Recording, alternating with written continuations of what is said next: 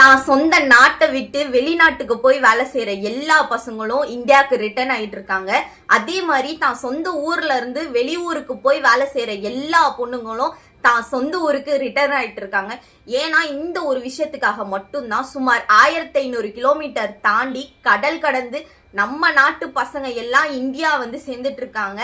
இத்தனை வருஷத்துல அவங்க அம்மா அப்பாவை கூட பாக்குறதுக்கு இவ்வளவு எஃபர்ட் போட்டிருக்க மாட்டாங்க. ஆனா இந்த ஒரு விஷயத்த யாருக்காகவும் நான் விட்டு கொடுக்க மாட்டேன், நான் பண்ணிதான் தீர்வன்ட்டு எல்லாரும் இந்தியா சேர்ந்துட்டு இருக்காங்க. இந்த இடத்துல நான் தமிழச்சிடா அப்படின்னு சொல்றதுல ரொம்ப பெருமைப்படுறேன். ஆனா இந்த ஒரு விஷயத்துக்கு இவ்வளோ எஃபர்ட்ஸ் நம்ம யங்ஸ்டர்ஸ் போடுவாங்கன்னு சத்தியமா நினைக்கல.